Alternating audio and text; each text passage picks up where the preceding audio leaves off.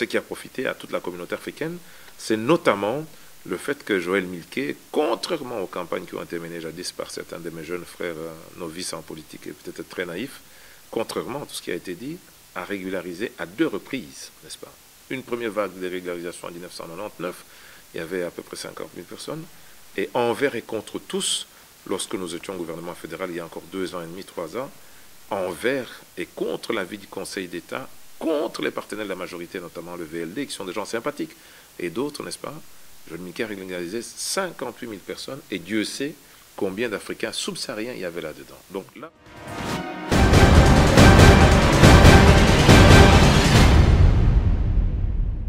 Je ne suis pas arrivé par hasard, Pasteur Bobo. Quand je suis arrivé à ma première campagne, j'avais des chiffres, des calculs, des observations, des probabilités. Donc la politique, ce n'est pas un truc qu'on se met toujours par passion comme ça. Aussi, on doit aussi avoir le sens du chiffre. Et mes pères me reconnaissent jusqu'à aujourd'hui, je crois quand même, on m'attribue beaucoup de défauts. Mais il y a quelque chose qu'on ne me conteste pas, y compris mes amis belges de souche. C'est vraiment la maîtrise de l'arithmétique politique, donc des probabilités, des chances d'être élu ou pas.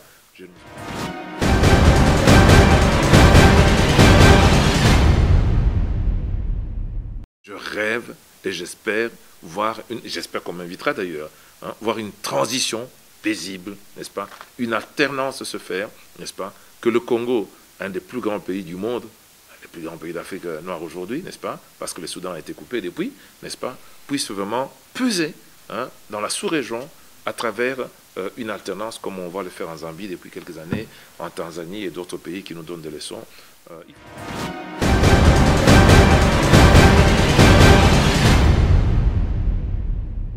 Je touche du bois, on m'a tout reproché, d'être marabout, scientologue et je ne sais quoi d'autre, etc. On ne m'a jamais reproché d'avoir mis la main dans la caisse de...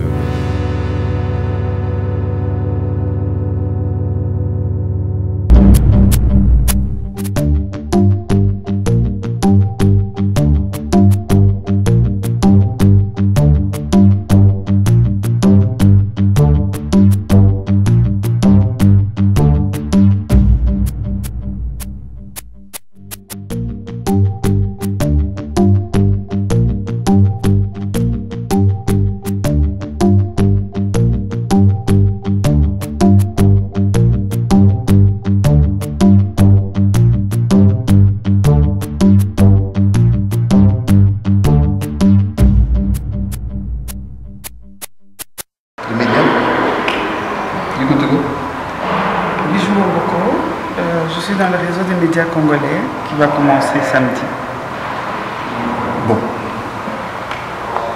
Abraham Lokabonga, nous sommes au Parlement, plutôt au Sénat belge, et nous allons enregistrer notre première émission avec son Excellence M. Bertin Mampaka, émission qui sera diffusée sur le réseau des médias congolais dans quelques instants.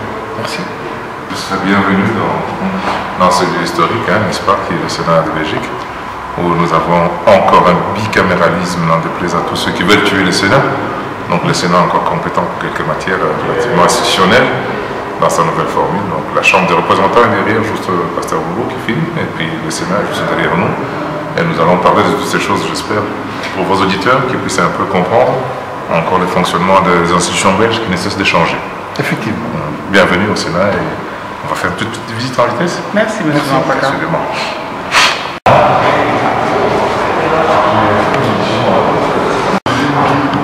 Alors, là vous avez l'autre Herman. Okay. Herman, décro à côté d'Herman un peu. Les autres différents présidents d'Assemblée, ceux-là, je ne les ai pas connus. Hein. Tu vois que le plus récent est en 1977. Je ne sais même pas comment ça s'appelle, c'est pas 77. Je n'étais pas encore. Tu n'étais pas encore là? Non, je suis arrivé en 78. Ah, on avait vu presque au même moment alors. Ouais.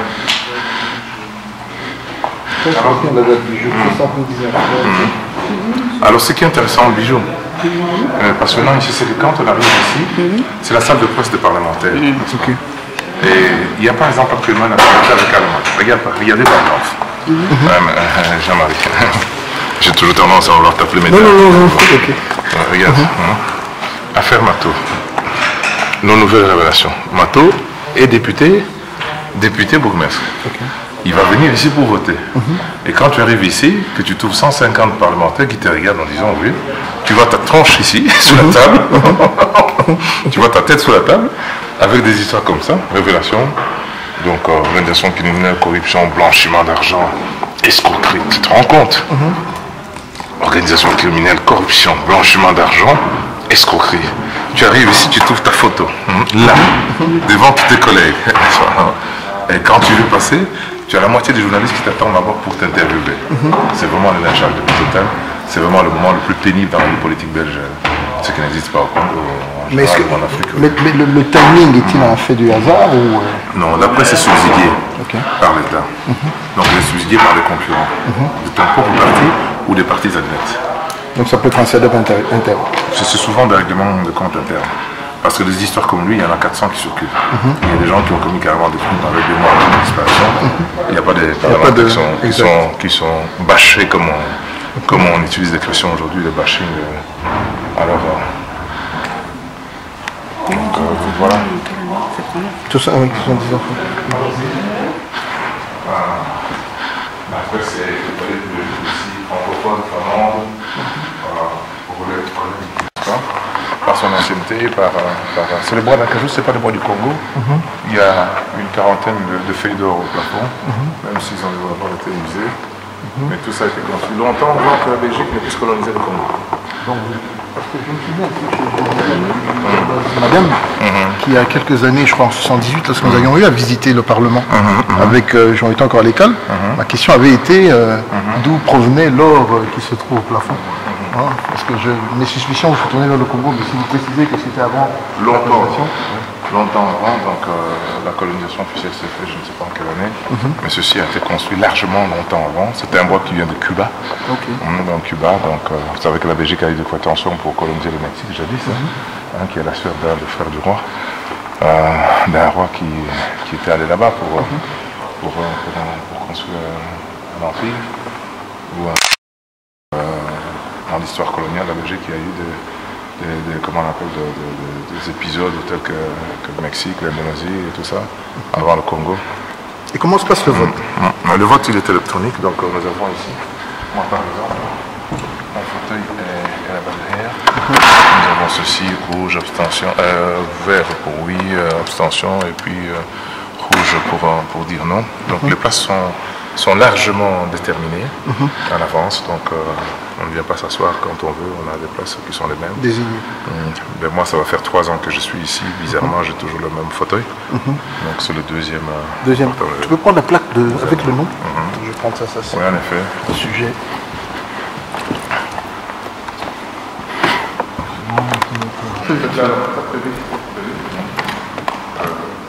Tu vas y aller, vas-y. Bonsoir, chers téléspectateurs. Dans le cadre du réseau des médias congolais, nous recevons ce soir le sénateur Bertin Mampaka. Bonsoir. Bonsoir, M. Awan. Je ne suis pas seul, mais j'ai à mes côtés le pasteur Bobo. Bonsoir. Bonsoir, Abraham Lokabom, et puis bonsoir, sénateur. Et j'aurais dû commencer par elle, la charmante Bijou Bomboko. Bonsoir. Bonsoir. Bonsoir, Monsieur Mampaka. Bonsoir, chers collègues. Voilà, avec eux, nous allons pouvoir discuter, partager, mais également écouter le sénateur Bertin Mampaka. Première question, à vous l'honneur, madame. Monsieur Mampaka, comme vous êtes le premier donc belge d'origine congolaise, par rapport aux élections, qu'est-ce que vous pouvez dire par rapport au climat politique en 2000 et aujourd'hui en 2016? En 2 mots, qu'est-ce que vous pouvez nous dire?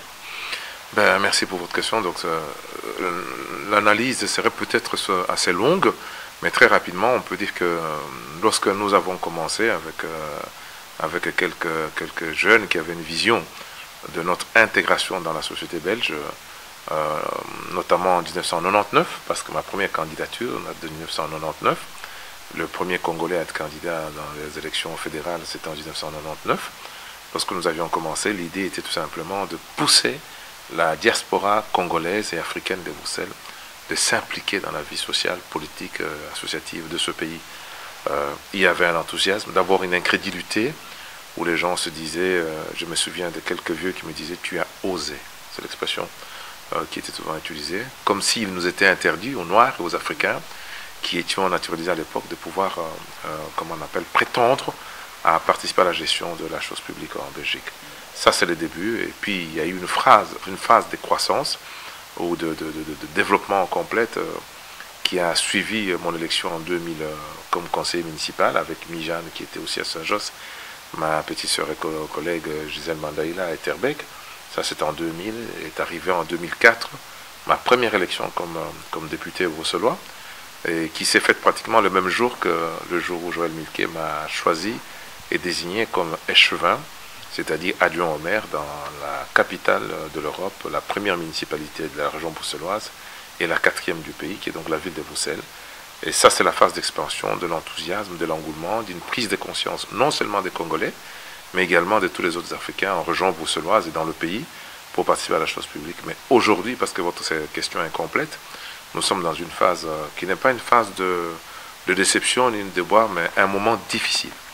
Difficile parce que la diversité que nous avions défendue, des gens comme Philippe Moreau sont aujourd'hui condamnés par tous les médias d'avoir fait une place aux minorités maghrébines dans la vie politique belge et ailleurs. Joël Milquet, qui, elle, a fait de même au niveau du CDH, en me permettant de pouvoir, comment dirais-je, participer à la gestion de la chose publique au plus haut niveau.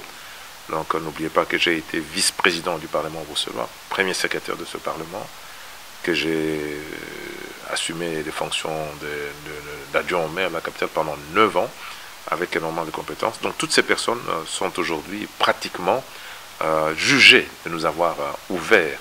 Si vous regardez les journaux, vous allez constater que les médias sont assez durs. Et même certains collègues disent qu'ils sont allés trop loin avec l'ouverture, la diversité. Le contexte actuel avec les migrations qui viennent de Syrie, de Libye et de partout, il y a une espèce de, je peux me permettre de dire le mot à l'envers, c'est-à-dire on accuse surtout les minorités comment on appelle, de se refermer sur eux-mêmes, des replis communautaires. Mais le sentiment de ce repli communautaire, moi je le renvoie à la majorité où les Européens se sentent menacés par une participation plus grande de minorités, toute origine confondue, dans différents endroits. Et donc ces replis fait que le climat, pour moi, il n'est pas à la diversité, il n'est pas à l'ouverture dans ce pays, là où il m'était peut-être permis d'aller sous la RTBF et défendre certaines idées du parti. Aujourd'hui, certains journalistes, sans les accuser de discrimination, ne trouvent pas d'intérêt à me demander mon point de vue sur le piétonnier que mon ami et bourgmestre, même si je suis dans l'opposition, Yvan Mailleur, a fait sur Bruxelles. À l'époque, on serait venu me tendre un micro pour me demander quel est mon point de vue, parce que je me suis occupé de la propreté qui pose problème dans ce piétonnier aujourd'hui. Aujourd'hui, la Belgique doit construire le plus grand stade de ce pays à 200 millions d'euros. Je l'ai géré pendant 9 ans.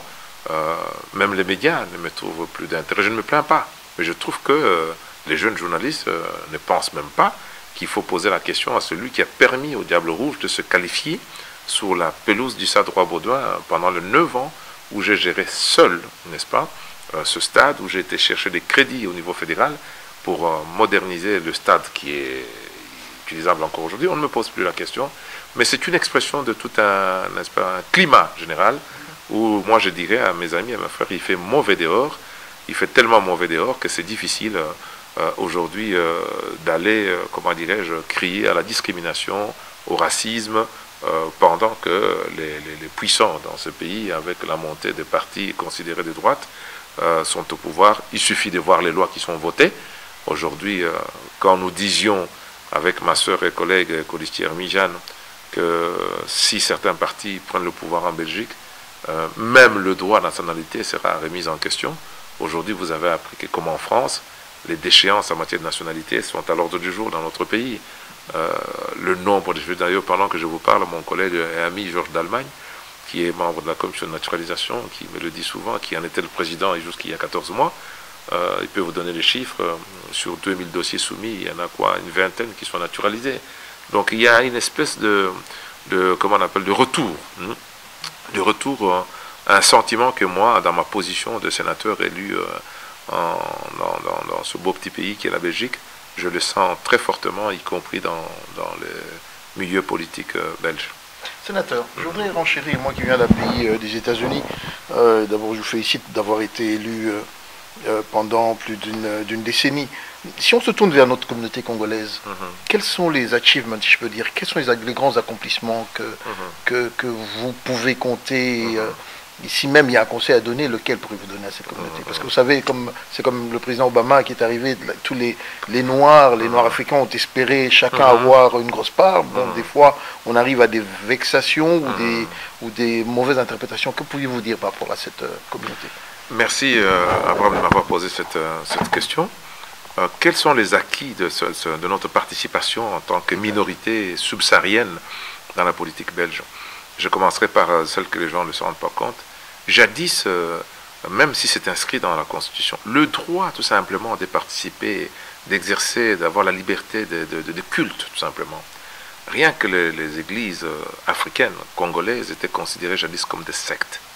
Aujourd'hui, il n'y a pas un homme politique, de première vue, qui n'a pas eu l'occasion un jour de mettre ce pied dans une église africaine noire, dite pentecôtiste ou des réveils, aujourd'hui pour s'adresser à ces gens comme électeurs potentiels.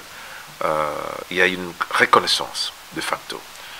À titre individuel, je me suis beaucoup battu et j'avais un ami dans une administration régionale bruxelloise compétente pour donner les permis d'urbanisme. Vous savez qu'une église africaine qui doit se réunir ne va pas se réunir dans les églises catholiques, je veux dire dans les fabriques d'églises connues. Je crois que ce que nous avons fait, et j'ai revendiqué un peu ce travail, j'ai sensibilisé énormément cette administration à donner des permis d'environnement à la moitié de toutes les églises qui sont sous l'argent bruxelloise aujourd'hui pour que les gens puissent se réunir, ne fût-ce que ça, pour prier en toute liberté, parce que chacun a le droit d'exercer le culte qu'il a envie d'exercer, n'est-ce pas? Nous sommes dans un monde où la laïcité est respectée, mais le droit à la pratique de l'argent. Je trouve que ça, c'est un acquis que les gens oublient souvent. Jadis, un homme politique ne pouvait pas mettre les pieds dans une église dite africaine sans qu'on l'accuse d'avoir été fréquenté une secte. Aujourd'hui, il n'y a pas une élection qui se passe sans que tout parti confondu, que ce soit des partis animés par des grands laïcs ou des grands croyants, ne cesse d'y aller. Même si il ne fait pas bon de dire de nos jours qu'on va dans une mosquée chercher des voix ou dans une église. Mais ça, je pense que c'est une reconnaissance d'une réalité sociale qui se passe dans les diasporas subsahariennes. Deuxième acquis, si je peux me permettre de revendiquer, d'une manière collective. On me l'a reproché d'avoir vanté le mérite d'une dame qu'on est en train de persécuter en ce moment, politiquement et médiatiquement plutôt, même si la justice a le droit de faire ce qu'elle peut faire. Je pense que dans mon parti, avec peut-être d'autres soutiens de d'autres partis, mais je veux vraiment qu'il soit inscrit à notre actif dans les bulletins du parti dans lequel j'ai évolué, parce que je n'ai jamais changé de parti jusqu'à aujourd'hui. Ce n'est pas pour autant que je n'ai pas eu de déception avec mes collègues, avec les instances de mon parti. Donc je suis resté fidèle, je suis au CDH depuis 1993. Nous sommes en 2016, depuis 23 ans que je milite dans le même parti, même si j'ai eu beaucoup d'offres pour aller dans beaucoup de partis qui me faisaient miroiter beaucoup d'autres choses. Donc ce parti, ce qui a profité à toute la communauté africaine, c'est notamment le fait que Joël Milquet, contrairement aux campagnes qui ont été menées jadis par certains de mes jeunes frères novices en politique et peut-être très naïfs, contrairement à tout ce qui a été dit, a régularisé à 2 reprises, n'est-ce pas? Une première vague de régularisation en 1999, il y avait à peu près 50 000 personnes, et envers et contre tous, lorsque nous étions au gouvernement fédéral il y a encore 2 ans et demi, 3 ans, envers et contre l'avis du Conseil d'État, contre les partenaires de la majorité, notamment le VLD, qui sont des gens sympathiques, et d'autres, n'est-ce pas? Joël Milquet a régularisé 58 000 personnes, et Dieu sait combien d'Africains subsahariens il y avait là-dedans. Donc là où vous êtes, chers téléspectateurs, auditeurs, n'est-ce pas? Sachez que si vous avez été régularisé en 1999, c'est peut-être un droit, comme vous ont expliqué beaucoup de candidats d'origine congolaise. Si vous avez été régularisé récemment, il y a des gens qui ont payé ça dans leur carrière politique. Car pour un membre du gouvernement fédéral, régulariser des étrangers, ça ne rapporte pas des voix chez des Belges blancs qui votent. Donc on a pris le risque d'être impopulaire parce qu'il y avait des drames humains. On voit aujourd'hui avec ce qui arrive de Syrie, de partout, d'Irak, combien est-ce que c'est important d'accueillir les gens.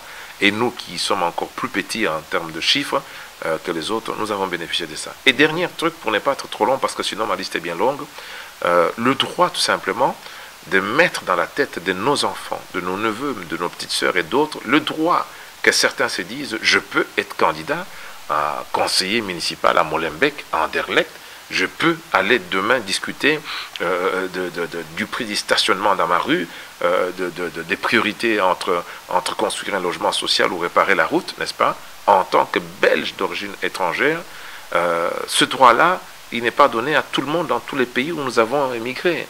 Donc, regardez des grands pays comme la France, on n'a pas... Oui, il y a eu Ramayad que Sarko a nommé, mais il y a très peu, à part les Martiniquais et les Guadeloupéens comme Taubira, qui sortent des urnes dans les rues de Paris et qui arrivent au Palais Bourbon et qui ont pignon sur rue, qui sont reconnus pendant autant d'années. Nous avons acquis ce droit de pouvoir participer à la gestion de la chose publique. Je ne dis pas que je revendique tout pour moi, mais j'estime que j'ai été parmi les initiateurs de cette audace qui a un prix que nous semblons oublier, mais qui n'est pas garanti pour l'avenir. Parce qu'aujourd'hui, sachez que la première communauté à émigrer dans ce pays, ce sont les Roumains. Demain, quand les Roumains comprendront qu'ils peuvent avoir des députés fédéraux, régionaux, des sénateurs, il n'y aura pas assez d'Africains, toute l'Afrique noire réunie, pour faire sortir un seul sénateur ou député. On a encore de la chance.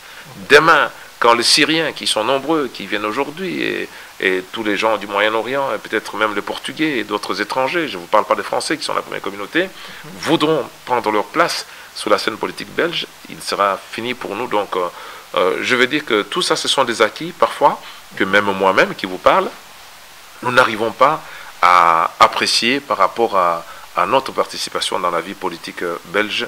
Et je voudrais vraiment profiter de cette question que vous me posez pour vraiment faire ce petit bilan qui fait que ces acquis, il faut les préserver. Et ça ne dépend pas d'un individu, ça dépend vraiment de l'élite qui a le devoir de conduire les minorités subsahariennes dans la région bruxelloise. Et j'espère que ce qui est fait à Bruxelles pourrait l'atteindre chez vous à Washington, à Paris, à Montréal, et Dieu sait dans d'autres capitales où la communauté congolaise et subsaharienne en général est suffisamment représentée que pour avoir des, comment on appelle, pas des porte-paroles, mais de relais au niveau de pouvoir le plus important.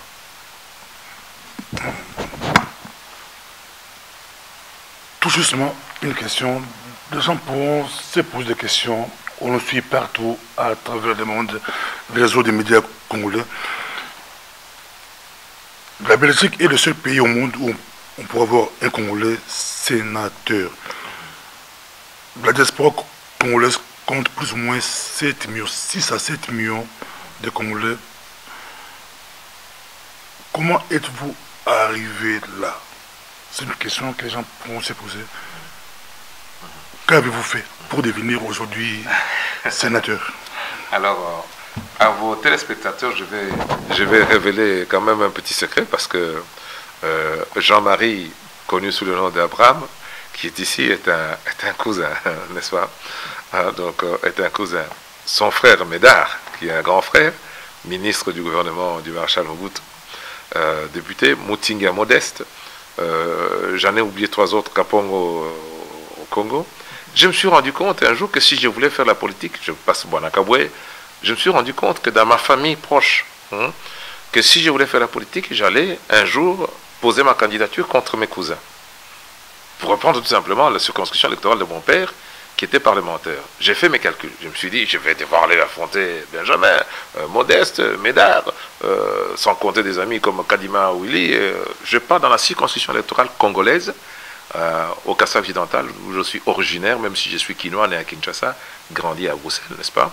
Si j'avais toute ambition politique, mon ambition politique passait normalement par la circonscription électorale, comme le font Charles Michel, qui sont élus dans la circonscription électorale de leur père, comme le font Mato, Guy, Alain, qui est un sympathique bonhomme, qui est élu dans la circonscription de son père. Je me suis rendu compte que moi, si je retournais là, j'allais créer une rivalité qui n'était pas nécessaire. Et puis je me suis dit qu'il y a un enjeu, celui d'être précurseur, d'innover. Je trouvais qu'il y avait aussi beaucoup de mérite à le faire à l'étranger. Et j'avais la chance d'être professeur dans une haute école.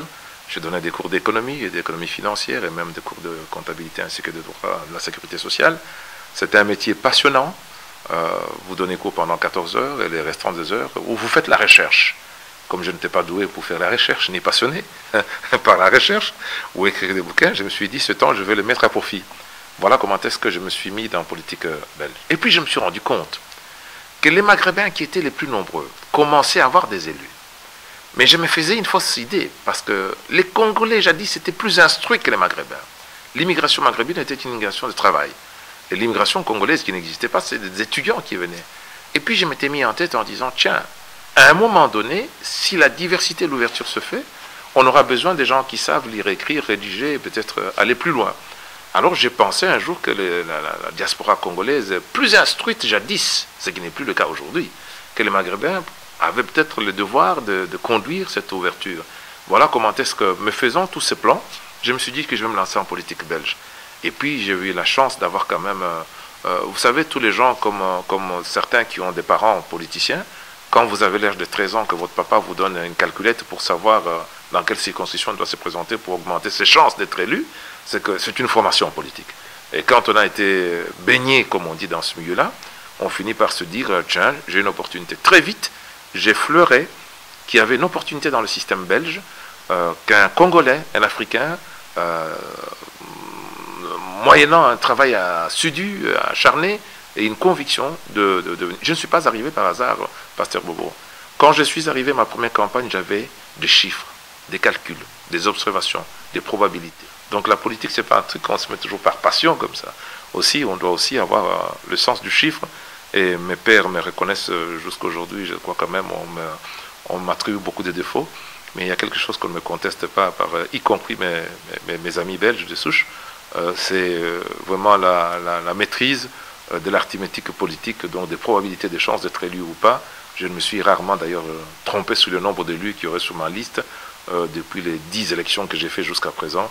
Donc c'est ça qui a permis à un Congolais, qui maîtrisant, si je peux dire comme ça, la passion politique du Congo, que Mobutu nous a fait passer aussi au passage, et vivant dans notre ancienne métropole, j'ai voulu apporter un message d'abord pour dire aux Africains et aux Congolais que nous pouvons.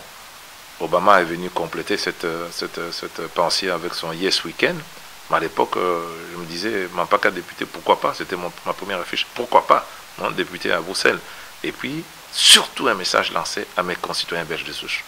Vous savez que, bon, moi je suis dans un mariage mixte et que certains de nos concitoyens belges de souche nous collent les idées d'une mégestion, de la mauvaise gestion de la chose publique, comme on sait que dans les pays du Sud, il y a beaucoup de dictatures et que nous ne sommes pas doués dans l'administration des biens publics. La preuve, c'est que l'Afrique, malgré les croissances économiques que nous faisons aujourd'hui, on ne sommes pas reconnus comme étant des pays très bien gérés. Donc je voulais casser cette image d'un Africain pas capable de gérer la chose publique comme il faut. J'espère qu'à travers les 9 années d'exécutif que j'ai assumé à la ville de Bruxelles, on ne m'a encore rien reproché, je touche du bois, n'est-ce pas? Pourtant, j'ai géré des budgets énormes. La ville de Bruxelles, c'est presque 1 milliard d'euros de budget par an. Et Dieu sait combien est-ce que de dossiers brûlants, dangereux, notamment le stade Roi-Baudouin à 200 millions qu'on est en train de construire aujourd'hui, qui était sous ma main, sous ma signature. Aucun problème, je touche du bois. Aucun problème. Vous avez parlé d'élections.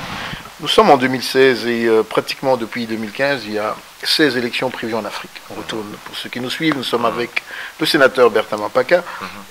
Parlons un peu de la RDC.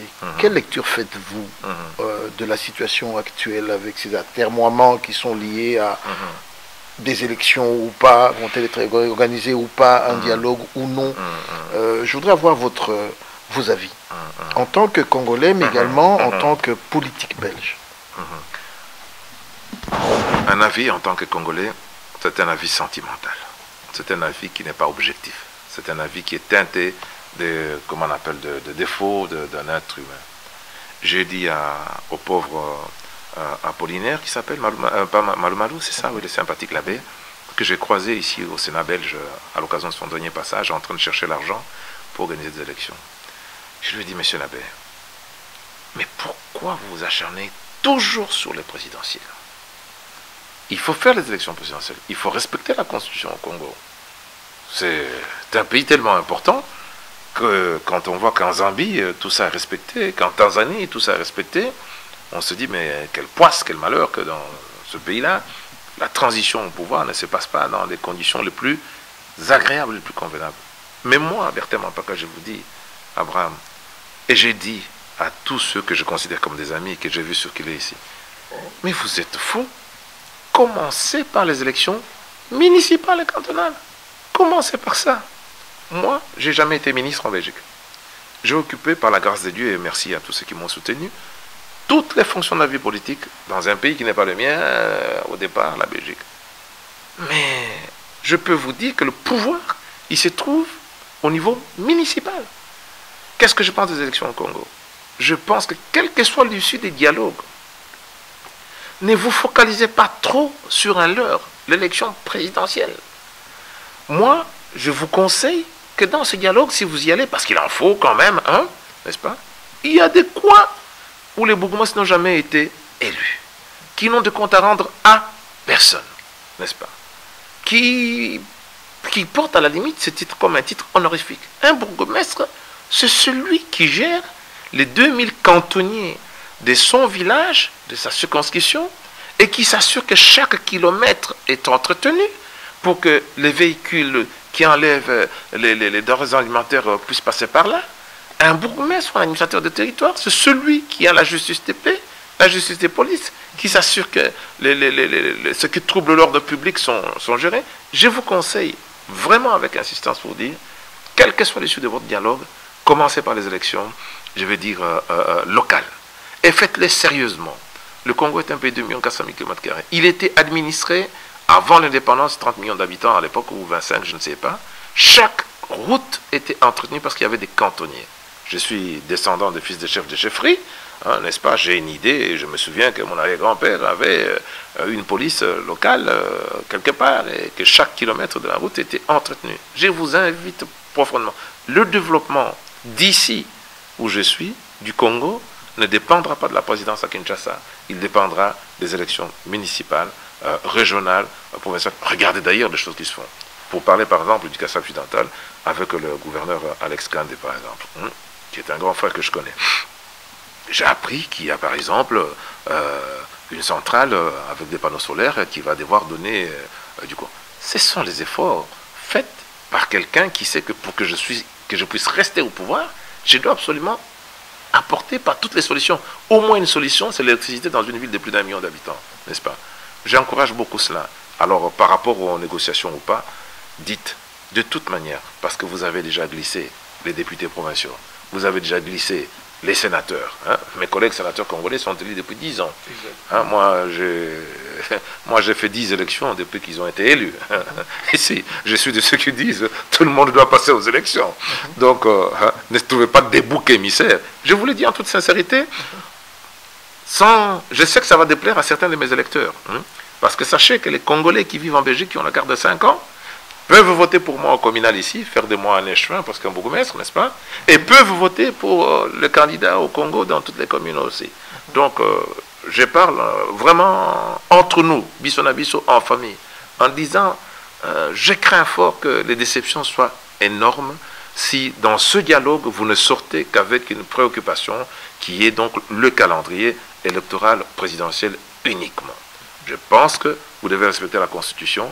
Je pense qu'il vaut mieux attendre quelque temps pour avoir une élection bien réussie, où tout le monde est d'accord sur les règles du jeu, n'est-ce pas? Je pense, sincèrement, je vous conseille. Ma crainte, Abraham, c'est que, voyons ce qui s'est passé en Centrafrique, ce qui se passe aujourd'hui au Mali, au Niger, ça a failli se produire, en Libye, ma crainte, c'est qu'aujourd'hui, l'Europe et l'Occident n'ont pas d'intérêt à aller éteindre le feu en Afrique centrale. Je ne menace rien.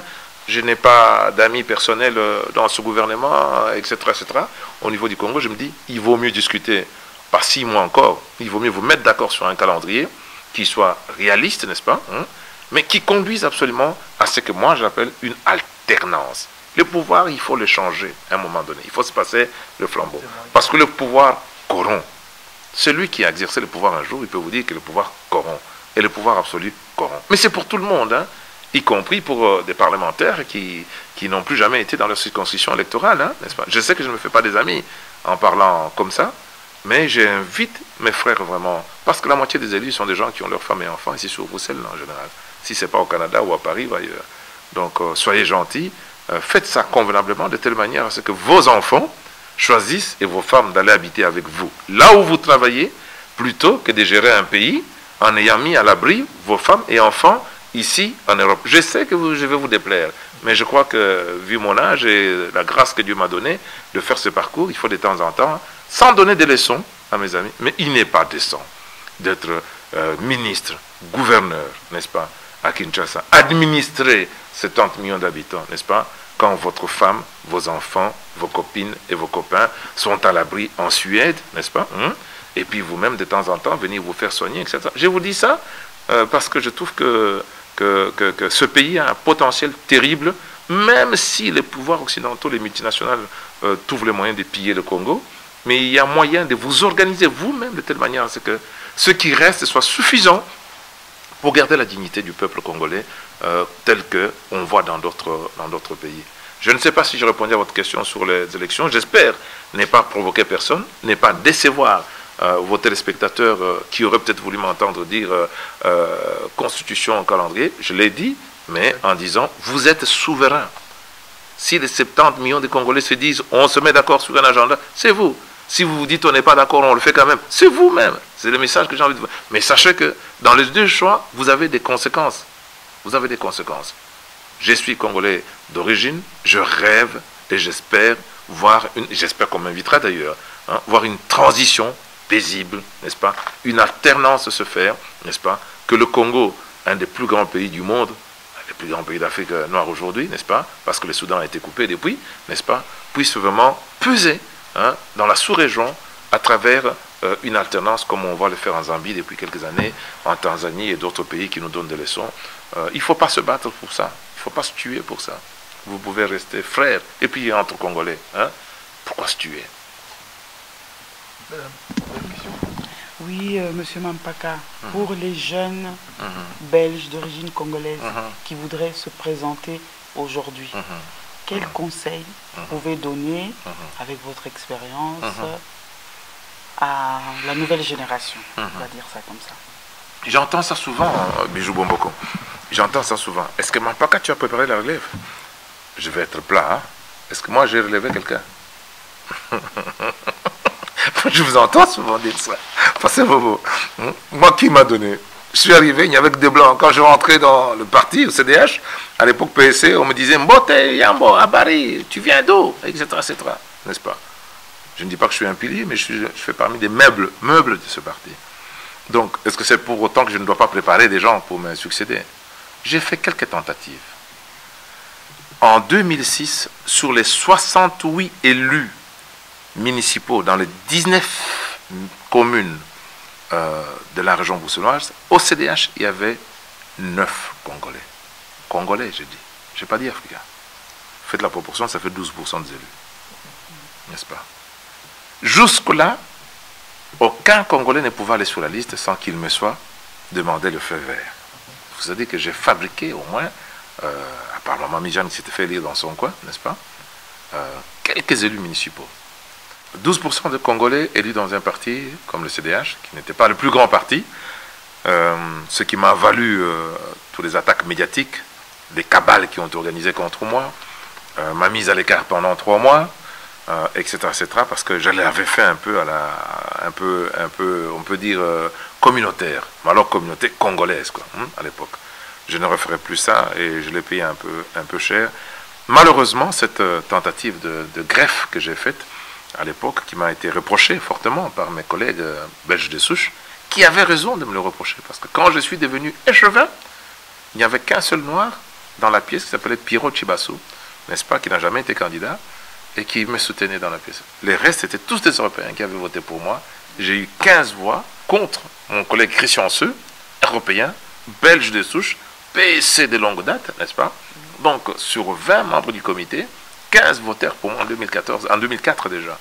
Donc, quand j'ai fait élire en 2006, beaucoup de mes frères congolais, croyant que j'allais me faire protéger, je crois que c'est aussi là que je commençais un peu à m'affaiblir, parce que les rivalités, pas tribales, mais internes, c'était tellement facile de se faire élire à ce moment-là que nous avons tous cru que tout le monde pouvait faire la politique et nous nous sommes un peu engouffrés trop précipitamment dans la brèche que le parti m'avait laissé ouvrir, avec les conséquences qu'on connaît aujourd'hui à la ville de Bruxelles. Je suis tout seul. Quel conseil que je peux donner aux jeunes? Oui. Mais la politique, c'est d'abord une passion. c'est un sacerdoce. Je pèse mes mots. Passion, sacerdoce. Et puis, la politique, on ne s'enrichit pas, on s'appauvrit. Je dis ça avec je dis, on s'appauvrit en politique. Si on fait ça pour les gens, on s'appauvrit. On paye des campagnes qui coûtent excessivement cher. Certains jeunes me disent, mais est-ce que les partis ne vous donnent pas l'argent? Alors je réponds souvent à mes amis africains, mes jeunes frères blacks, en disant, mais les Européens ne sont pas devenus fous pour vous donner les pouvoirs avec l'argent, le respect, l'amitié et la considération avec. Donc si vous mettez une affiche, sachez que vous devez, comme disait Rochereau, au liete, au balite, komeka kobalate, koboko la moto, ezali mama ya likambo. Donc avant d'aller vouloir défendre les gens, il faut que vous vous défendiez déjà vous-même. Aux jeunes dont la situation politique, sociale ou professionnelle n'est pas stable, je dis, stabilisez-vous avant d'avoir des ambitions. Il y a très peu de gens qui s'enrichissent en politique. Et encore pire, en Europe, il n'y a pas de caisse où vous allez mettre de l'argent pour aller payer le deuil de votre belle famille spontanément que vous n'avez pas pris. Ça n'existe pas. Même si vous en aviez l'intention, et les mécanismes sont tels qu'il était impossible, il n'y a pas de coffre où vous sortez l'argent pour régler vos problèmes, n'est-ce pas? Donc, et si jamais vous étiez élu et que vous fassiez ça, vous taperiez la honte à toute la communauté africaine et congolaise. Je touche du bois, on m'a tout reproché, d'être marabout, scientologue, et je ne sais quoi d'autre, etc. On ne m'a jamais reproché d'avoir mis la main dans la caisse de l'État quelque part. Je leur donne des conseils, stabilisez-vous professionnellement. Et puis, il y a une magie en politique. Il y a des rites en politique. Il y a des lois de la nature bizarres. Bizarres qui font que pour que tu sois élu, il faut que tu colles d'abord l'affiche de quelqu'un. Tu ne peux pas mettre ton affiche. Si tu es élu le premier jour, en mettant ton affiche, eh bien, tu ne seras plus élu la fois suivante. Joël Milquet a été le nègre de quelqu'un, je ne sais, du papa de Benoît Serex, ici dans ce Sénat, comme collaborateur. Elle a fait ses campagnes, n'est-ce pas? Même les gens qui sont des héritiers, comme Benoît Loudjen, il a été le secrétaire général de Joël Milquet. Moi-même, avant d'être candidat en 1999, j'ai déjà fait les élections 94, n'est-ce pas? J'ai fait les élections en 95, j'ai collé les affiches des uns et des autres. Les jeunes Africains qui ont envie de faire la politique, vous regardez la vie de tout le monde, tous ceux qui ont existé en politique ont travaillé pour quelqu'un. Donc moi je les appelle, vous voulez devenir, vous voulez me remplacer, mais comment vous allez me remplacer si vous êtes à 3 km de moi? Venez coller mon affiche d'abord. Et ces choses, je vous le dirai avec des détails, avec précision. Et en vous le disant, je suis persuadé que vous pourriez peut-être en ce moment-là éviter les pièges dans lesquels, où j'ai tiré certaines personnes, ils sont tombés tout de suite. Et puis un dernier conseil. Bijou Bomboko. Vous appelez Bomboko, un nom connu de chez nous. Vous avez certainement un avantage. Vous présentez Bomboko, c'est connu au moins pour les gens de mon âge, etc., etc. Quand vous et moi, nous faisons un deal pour que je vous mette sur une liste à hucle, nous sommes deux, peut-être avec votre mari ou je ne sais pas qui. Et le lendemain, quand vous êtes élu, l'erreur que font souvent les Congolais, c'est que toute la famille devient conseillère. Vous attrapez des coachs, des managers, qui sont des incultes en politique, des ennemis, vos ennemis, qui vont commencer à vous dire « Ah, maman, Mbalo, Isa, Bamongo. Cette fois, c'est pour les Mongo. Tu dois devenir ministre. Parce que Mandaïr a fait ministre, vous devez être ministre. » C'est l'erreur. Et puis, nous avons le sentiment que nous, la poignée des Congolais que nous sommes une poignée. Sur Bruxelles, il y a beaucoup de Guinéens aujourd'hui. La deuxième communauté, après les Congolais, c'est les Guinéens. Les prochaines élections, malheureusement pour nous, les Congolais, je crains fort que les Guinéens votent pour les Guinéens, les Camerounais pour les Camerounais, les Éthiopiens pour les Éthiopiens. Alors qu'à l'époque où moi j'ai commencé, il y avait plutôt un discours pas communautaire, comme diraient les Européens qui m'entendraient, mais d'ouverture des minorités globalisées. J'allais chercher des voix, y compris chez les Italiens. J'allais chercher des voix chez les Albanais, qui sont blancs et européens. N'est-ce pas? Chez mes frères belges, bien sûr, je les remettais en demeure de montrer qu'ils n'étaient pas racistes s'ils partageaient les mêmes valeurs, comme dirait mon ami Maxime Prévost, ministre wallon. Il dit, mais si nous partageons les mêmes valeurs, commencez par me faire confiance, parce que je suis là depuis 20 ans et j'ai travaillé au développement du parti ailleurs, etc. Le conseil, c'est de faire un sacerdoce, faire un apprentissage, n'est-ce pas? Et puis, prenez des leçons. Des leçons, ce n'est pas à l'ULB en Sciences Po, parce que je vois plein de gens qui ont un beau diplôme de l'ULB en Sciences Po qui viennent faire des leçons pratiques. Sachez que Si vous allez faire votre campagne dans certaines niches qui ne sont pas assez nombreux, allez, je vais prendre un exemple précis. Bijou Bomboko, candidate à Olivier Saint-Pierre. Quelle est la sociologie de Olivier Saint-Pierre? Moi, je dis que je connaissais Justin-Marie Bomboko, mais à Olivier Saint-Pierre, ceux qui connaissent Justin-Marie Bomboko, la moitié sont tous morts. Ils l'ont connu en 60, quand il était Premier ministre des Affaires étrangères. Vous allez vous présenter à Olivier Saint-Pierre, il y a aujourd'hui des jeunes cadres qui arrivent. Bomboko, ça vient d'où? Ils ne savent même pas que c'est congolais, n'est-ce pas? Donc faites un calcul d'abord. Et pour ce calcul-là, je ne dis pas que tout le monde doit venir prendre des cours chez moi, mais il faut s'instruire, il faut s'informer. Et puis les méthodes de campagne sont des méthodes qui peuvent se partager. Il y a beaucoup d'autres conseils que je peux donner. En tout cas, servez quelqu'un, collez-vous à quelqu'un, n'est-ce pas? Là où vous avez vraiment des opportunités de pouvoir faire quelque chose. Moi, j'ai servi, j'ai collé les affiches de beaucoup de gens avant d'avoir la grâce d'être élu. Est-ce que le sénateur Bertin Mampaka regrette de ne pas avoir été nommé ministre, compte tenu de votre poids électoral? Pasteur Bobo, vous me faites vraiment le plaisir de me poser cette question. Rapidement. Oui, je regrette de ne pas être nommé ministre. Mais à tous les Africains que je rencontre dans la rue, qui me posent la même question, qui pensent effectivement que je le profile au vu de mon ancienneté, mon endurance dans ce parti, et de toutes les épreuves que j'ai traversées, je leur dis, mais je ne suis pas discriminé pour être ministre.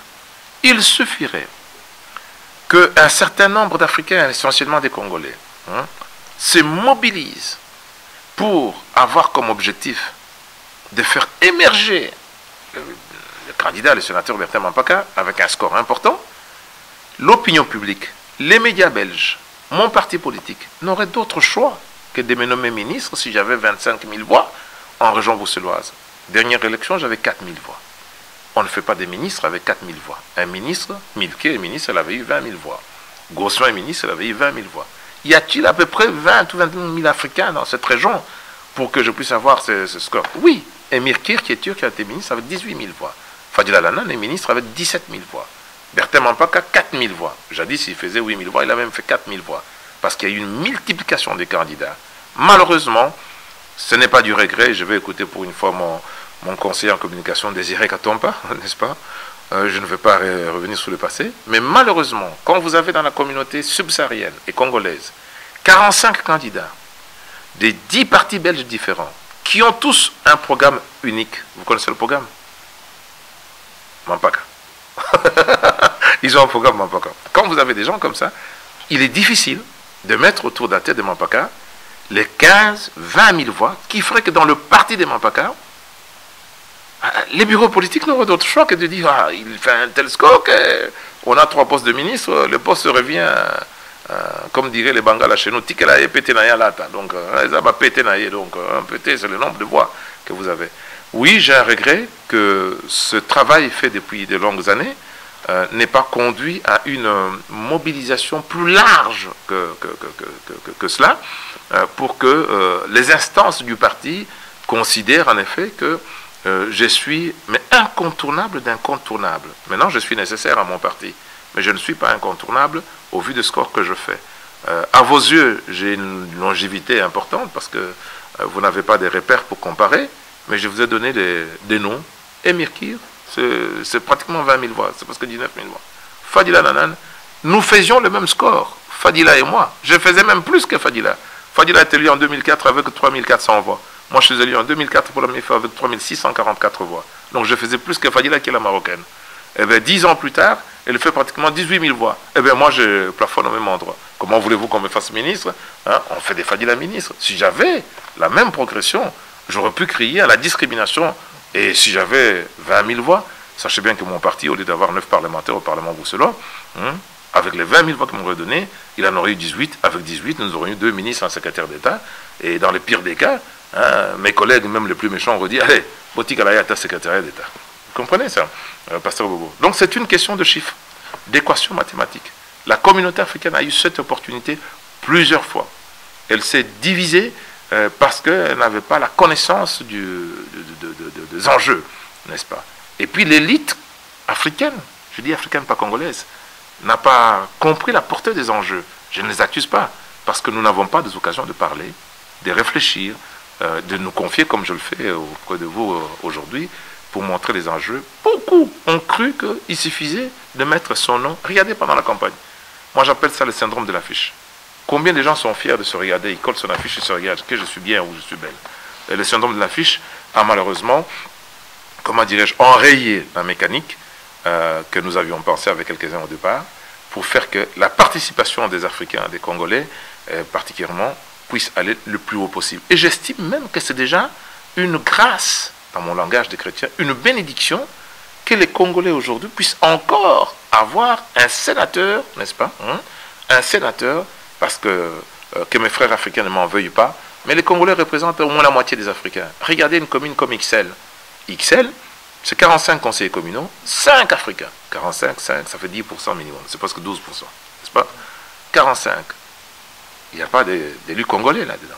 Tout simplement parce qu'il y a une espèce de manque d'implication d'une certaine élite, des sages qui pourraient, à un moment donné, orienter l'associatif congolais. Or, j'estime que si la communauté congolaise n'est pas représentée, n'est-ce pas, l'Afrique n'est pas suffisamment et convenablement représentée dans ces institutions, parce que la communauté la plus importante, et qui traditionnellement a des liens historiques avec la Belgique, n'est pas représentée dans ces institutions. Ça biaise, ça remet en question tout simplement la représentation des minorités si les Congolais ne participent pas. Mais à qui la faute? Aux autres Africains qui se sont mobilisés correctement, qui votent d'ailleurs pour moi, et que je remercie au passage, sans faire de coupage, etc., etc. Ou c'est la faute à une certaine élite congolaise. Souvent on m'attribue la faute, mais je ne sais pas être juge et parti à chaque... Voilà, chers téléspectateurs du réseau des médias congolais, vous avez tous écouté comme moi ce message, cette plaidoirie venant du sénateur Bertin Mampaka. J'espère que ce message va porter au cœur. Nous devons absolument, étant donné que nous sommes cette majorité, là je m'adresse à mes frères congolais, nous sommes cette majorité dans cette diaspora africaine en Belgique, faire un effort et travailler de manière à ce que nous puissions garder ce leadership compte tenu de nos relations antérieures avec le Royaume de la Belgique. Madame, vous avez une question? J'ai juste une question. La diaspora, on dit marocaine, juive, polonaise, est très bien organisée. Mais pourquoi notre diaspora n'est pas organisée et que faire? Parce que c'est là le grand problème. Nous avons, je suis congolais d'origine, j'ai les mêmes défauts que tous les autres, n'est-ce pas? Je suis dans la même série, hein, donc des gens de mon âge, 50 ans. Nous avons toujours tendance à trouver un coupable. Quand quelque chose ne va pas, il y a un responsable autre que nous. J'en suis aussi responsable. Je pense qu'il nous a manqué dans la communauté subsaharienne des gens altruistes, des gens au service de l'intérêt collectif, des gens qui n'ont pas besoin qu'on leur dise que ce sont les plus beaux, les plus intelligents, les plus courageux, les plus riches et les plus gentils. Des gens qui décident que si Dieu me donne 60 ans, je ne sais pas combien, je veux consacrer 10 ans de ma vie à l'intérêt collectif de tous, pas seulement à ma famille, à mes amis. On a manqué des gens comme ça. Je pense que dans beaucoup d'endroits, à Paris, à Bruxelles et ailleurs, des gens pour réunir les autres. Pourquoi est-ce qu'elle n'est pas structurée? Je trouve que, pas le gouvernement, mais mes frères et amis qui furent avec nous dans la diaspora ici, qui ont le plus petit pouvoir, la moindre parcelle, au Congo, à Kinshasa, peuvent aider la diaspora congolaise à se structurer. Il y a le phénomène des combattants que j'ai entendu, par exemple. J'ai eu des avis de beaucoup de gens en disant que certains combattants étaient payés directement avec des bulletins de paye de Kinshasa pour tenir le haut du pavé en Europe ou à Washington ou ailleurs. Cet argent-là aurait pu servir à structurer l'association des mamans Manyanga à Bruxelles, qui organise des activités de récolte pour construire des écoles au Congo, comme les Guinéens, comme les Sénégalais. Je pense qu'au Maroc, qui est un pays exemplaire en matière de diaspora, la première ressource du Maroc, c'est tous les Marocains qui sont en Hollande, en France, en Espagne, en Belgique, qui rapportent plus que le tourisme du Maroc, qui renvoient plus d'argent que le tourisme, plus d'argent que les oranges que les Marocains vendent, plus d'argent que les sardines et que la sauce que les Marocains vendent, n'est-ce pas? Et il y a pour ça un ministère de RME, ressources marocains de l'étranger, qui est bien tenu, n'est-ce pas? Je ne dis pas que tous les Marocains reçoivent l'argent. Pourquoi est-ce que les Congolais nous sommes devenus des locataires à Bruxelles des Marocains? Parce qu'il y a une banque, n'est-ce pas? La Wafa et d'autres, qui prêtaient l'argent aux Marocains pour acheter des maisons ici, qui avaient du travail. il y a aussi des structures qui manquent. Je crois que ce qui a fragilisé, je ne dis pas que le gouvernement congolais est responsable, ce qui a fragilisé le manque de structuration de l'associatif congolais et de la diaspora congolais, comment dit-on, un associatif organisé et structuré. Quand vous avez 10 Congolais diplômés dans une pièce, vous avez 10 associations. Il y a un élan de création d'associations, ce qui n'est pas mauvais. Mais il faut professionnaliser cet associatif. Les Marocains sont organisés aussi en association. Les Turcs sont organisés en association, divers. Et leur tissu associatif est très très actif. C'est parce que nous avons échoué dans l'associatif que la communauté congolaise dans la diaspora ne réussit pas. Les tentatives que nous avons faites en politique, la politique n'est que la conséquence. Mais les politiciens que nous sommes, moi je devais être invité par les anciens, par exemple, de Kisantou, n'est-ce pas, en Belgique, Dieu sait combien là. Mon ami Désiré Katompa qui est là, je le vois parfois dans les associations de Banalimete, n'est-ce pas? Et je devais être invité par les enfants de Limete ou les habitants de Limete ou je ne sais pas encore quelle école, n'est-ce pas? Qui sont 40, 80, et j'arrive, ils me posent des questions, voilà nos priorités, ça. Et ce sont ces gens-là qui vont dans la rue faire campagne. Et ils font campagne pour que, pas seulement que je sois élu, mais d'autres candidats que nous soutenons dans les 19 autres communes soient représentatifs. Pourquoi la diaspora n'est pas organisée? On l'a aidé à ne pas s'organiser. Et puis les pouvoirs publics belges, pays d'accueil où je me trouve, où je suis représentant aujourd'hui, n'ont pas été sensibles au modèle d'intégration que font d'autres pays. Les subsides ne sont pas donnés aux associations congolaises facilement, qui peuvent se structurer pour se rencontrer, pour s'entraider. Aujourd'hui, nous avons besoin des gens qui font l'école de devoirs. Vous allez à l'ULB, il y a peu de Congolais inscrits aujourd'hui pour pouvoir obtenir un diplôme, ingénierat civil, tout ce que vous voulez, chimie et consorts. Il y en a peu, alors que l'école est gratuite. Elle est gratuite. Au Congo, il faut de l'argent pour payer, n'est-ce pas? Il y a un phénomène Minimex qui nous a complètement rendus paresseux. Aujourd'hui, des phénomènes de jeunes filles mères qui font 3 enfants pour bénéficier de l'allocation familiale, et parce qu'elles peuvent avoir un logement social à Minimex, ne poussent pas les gens à l'excellence. Et pour cela, il faut des gens se sacrifient. Les aînés se sacrifient pour aller sensibiliser, accompagner, guider. Et puis les phénomènes d'abandon de parents aussi. Beaucoup d'entre nous abandonnons femmes et enfants à Bruxelles, souvent à la recherche du bonheur au Congo ou d'autres pays. Et on sait bien qu'une femme seule, avec 3 enfants à Bruxelles pour les élever, il n'est pas étonnant qu'on retrouve parfois les enfants dans des bandes, ou alors une croissance assez difficile. Tout ça mériterait que nous ayons un service social congolais ou africain, pourquoi pas payé par des pays d'origine, par l'Union africaine, pourquoi pas, n'est-ce pas, avec des psychologues, des assistants, des animateurs, qui accompagnent ces enfants à s'intégrer dans la société belge. Je crois que c'est une question qui mérite peut-être un débat, une réflexion plus profonde, plus longue pour savoir pourquoi les diasporas congolaises, à Bruxelles, à Paris, à Washington, à Montréal, n'est-ce pas, sont-elles moins impliquées que les diasporas guinéennes? Vous voyez des analphabètes guinéens que j'ai engagés à la ville de Bruxelles, il y en a tout plein maintenant, dans tous les services de propriété et des parcs. Peuvent-ils construire une école dans un village chez eux, n'est-ce pas? Ils construisent une école avec un salaire le même, n'est-ce pas? Ils balayent les rues, ils construisent des écoles, eux qui ne sont pas instruits. Pourquoi est-ce que nous avons un frein de ce côté-là?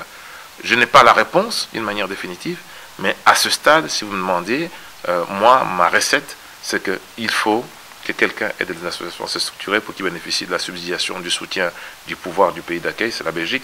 Il faut que le pays d'origine, car un Congolais qui est instruit, qui est formé infirmier, qui travaille en Belgique, il rapatrie au Congo peut-être 10% de son salaire. On appelle ça en économie politique des transferts. Et c'est ça qui fait du Maroc un pays différent de ce que nous sommes au Congo aujourd'hui. Donc la main-d'œuvre, la jeunesse. Un pays n'est pas seulement riche de son pétrole, un pays n'est pas seulement riche de ses minerais, mais il est riche de sa jeunesse. Or, le Congo, c'est 70% de jeunes gens. Il y a des pays, même au Maroc, au Sénégal et dans d'autres pays d'Afrique de l'Ouest, où des villages se cotisent pour envoyer quelqu'un dans un coin perdu d'Amérique pour qu'il puisse rapatrier de l'argent. Nous avons été malheureusement gâtés par un pays trop riche. Je ne condamne pas le moboutisme, aujourd'hui je l'apprécie mieux que par le passé, j'en suis un produit. Mobutu nous a donné une éducation de masse, j'ai fait les humanités scientifiques, maths, physiques, Et tous, c'est de ma génération, quand on venait ici, on réussissait en première session, en Polytechnique en général. Donc, mais quand même, l'abondance que Mobutu nous avait habitués a fait peut-être que nous avons oublié l'essentiel. C'était un peu long ce que je vous dis là. Malheureusement, je crois que nous devons continuer à poursuivre. Ce n'est pas une histoire de la diaspora tout seul, c'est l'histoire du gouvernement congolais aussi, qui doit aider les diasporas à se structurer partout où elles sont, pour qu'elles puissent produire l'argent, n'est-ce pas? Parce que les diasporas forment des enfants d'université, que le Congo ne peut pas toujours former des médecins, des infirmiers, des gens, des ingénieurs, etc. etc. Je serai aux affaires étrangères au Congo ou ailleurs, je réfléchirai 3 fois sur l'opportunité d'utiliser d'une manière efficiente cette main-d'œuvre d'origine congolaise qui est ici, des enfants qui sont nés ici, qui n'ont jamais mis les pieds au Congo à 21 ans, qui voulaient qu'une seule envie, c'est découvrir leur pays d'origine et d'y apporter quelque chose. Pardonnez-moi, c'est un sujet passionnant de vouloir... Voilà, chers téléspectateurs, ainsi s'achève cette première émission que nous avons partagée ensemble, l'honneur de partager avec ma consoeur Bijou Bomboko, le pasteur Bobo et le sénateur qui a bien voulu nous recevoir dans ce merveilleux cadre. Nous vous rappelons que nous sommes le réseau des médias congolais et nous remercions la direction technique qui a été gérée aujourd'hui par Désiré Katompa ainsi que les amis de notre programme. Bonsoir.